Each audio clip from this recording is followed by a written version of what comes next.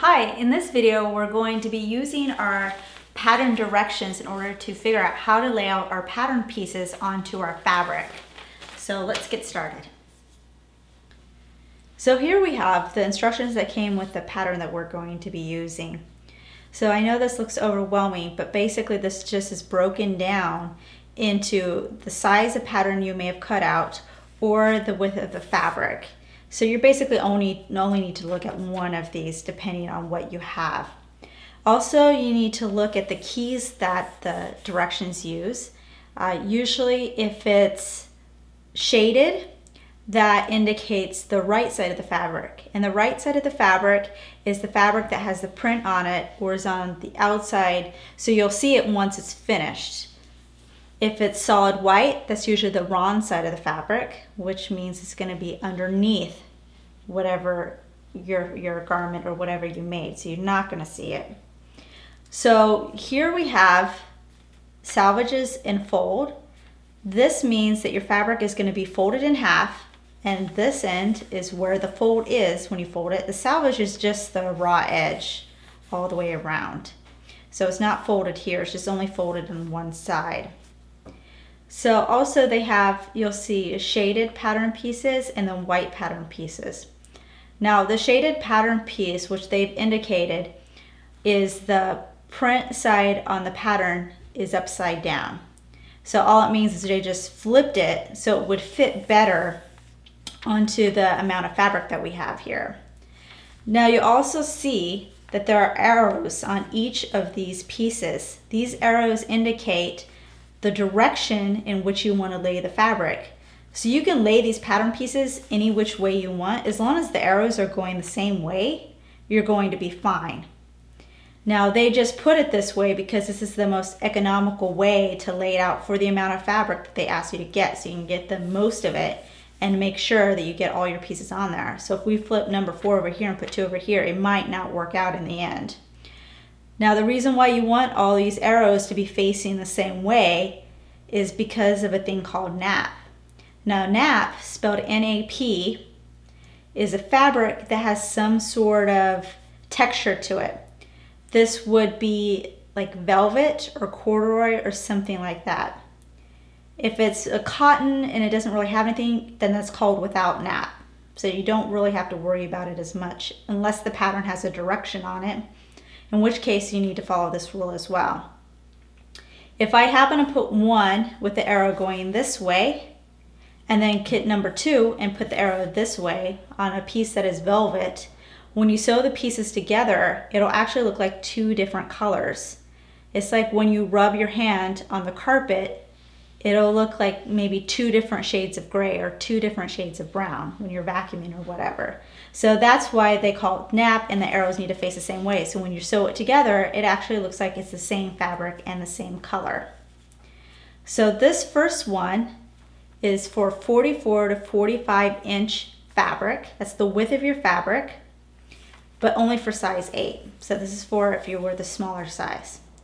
This one is for 44 to 45 inch width fabric for all the other sizes. So if you had a size that was above 8, you would use this one. Now this one is for all sizes, but you have 58 to 60 inch fabric. I'm using a fleece which is longer and it's 58 inches, so I'm going to be following this direction. You also see down here it's for interfacing. So if your pattern calls for interfacing, you'll have a separate section which will tell you which pieces to cut out for your interfacing and how to lay them out. There's numbers which show you which pattern pieces they are. Every pattern piece you have has a number on it. So for this one, the main piece, I'm going to need 1, 2, 3, 5, 4, and 6. For the interfacing, I'm going to look at my pieces and I'm only going to pull out 5, 3, and 6 because those are the only ones that need interfacing. So now we're going to go ahead and start laying them out on the fabric. So here I have all the pieces laid out. It's usually a good idea to iron and wash your fabric if it is going to be washed at some point. And then also maybe to iron your pattern pieces just so they lay a little bit more flat. If you iron your pattern pieces, you're going to want to use a cool iron. So here's the layout. We're going to take a little bit of a closer look in a minute. but basically you want to make sure that all the arrows are going the right way because there's arrows on the pattern pieces as well. Now you're going to want to follow the directions that came in your instruction if you're tied on fabric, which is why you want to lay it out before you pin it first. If you're using a smaller pattern piece, sometimes there'll be more space, so it's not going to look exactly the same, but it gives you a pretty good idea in how to use the pattern pieces in the best way possible. So here we have a closer view of the pattern. Right here is the number that the pattern is. Remember I showed you on the chart where it showed which numbers to put on which fabric. So this is the number 2 pattern piece. This tells you what the pattern piece is of. So this is the back. I'm making a jacket. This is the back of the jacket. Down here it also says cut one on fold. That means we're cutting one of these pieces on the fold of our fabric. You'll see here we have the bent arrow. This arrow indicates this is the side of the pattern piece that we put on the fold. So when we cut it out, we're actually going to unfold it and have one big piece, which is going to be twice this width. So I'm going to be pinning this piece because it's small so you can see the whole thing as I'm pinning it. So this is the back facing for my jacket I'm making, and then right down here it says cut one on the fold of the fabric, and I have the bent arrows here. So this is the side that's going to be placed on the fold. Here's my fold. This edge is the selvage. And if I'm doing it on the end, I want to make sure I don't do it too close because these fabrics don't always fold evenly. So you don't want it to get cut off as you're cutting it out. So I'm going to place it on the edge. And I'm going to start at one end here. And you're going to go through both layers. And this is a lot better to do standing up. Same with cutting it out because it just seems to come out a little bit easier. So I'm going to take it and I'm going to smooth it. And I'm going to put another pin. And basically all I'm going to be doing is just working my way out and just continue to smooth and pin. And I always place my pins horizontal to the edge of the piece. And I do this because I don't want any problems when I'm cutting. If I place the pin vertical, so it's going this way, now when I'm trying to cut it out, I'm gonna have a pin right in my way. So that's why I place it this way, so it stays pinned and I don't have any problems when I'm cutting it out. So you just continue to smooth and pin. And the better you cut this out, the more likely your pattern pieces are going to match and you won't have any problems as you're sewing. That's why it's very important to do it as carefully as you can.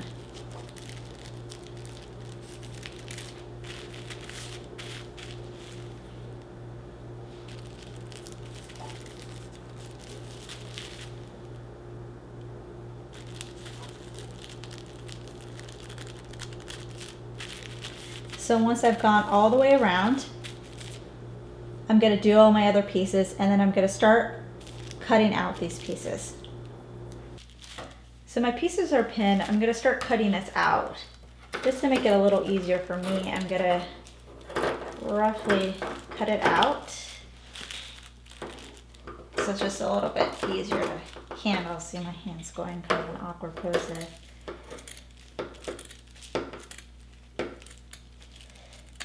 Get that all the way out. There we go. So now I'm going to cut all the way around, and again, it's a lot easier to do this if you're standing up, but in order to show you, I'm sitting down. I'm going to cut right on the outside of your pattern piece, trying not to go over into the black line. And wherever I have the triangle notch, I'm going to cut it out in my fabric. I have another one right here, so I'm going to make a little triangle right where this notch is. You don't want to get rid of these because these notches are important for when you're matching it with other pattern pieces or your other fabric pieces. You're probably going to be matching up a notch because there might be one notch on the sleeve and then one notch on here, and then it just makes it easier in matching it up. So I'm going to go ahead and cut this out as carefully as I can. I have my first notch. So I'm gonna make a little triangle. And this fabric's a little thick, so it makes it a little bit harder for my scissors to go through, but that's okay.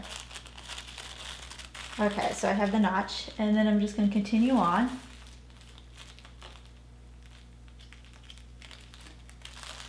And just go all the way around. So I'm gonna do this for all my pattern pieces. All the pattern pieces are cut out now at this point. So the only thing that you have to do before you can start sewing is you need to mark these little dots. You'll see a series of dots here. Now you have to look at your pattern pieces to see which ones contain these. These are similar to notches, where you're also going to be matching dots from this pattern piece to another piece that you may have.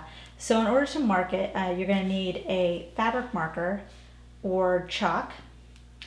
And basically what I like to do is you find the size you cut out. I cut out a size 8, so that's this one right here. So you only have to mark that dot. I put a pin right through to the other side. And so now I can flip it over and see where that pin is. I'm going to take my chalk and I'm going to mark that spot so I'll be able to find it later.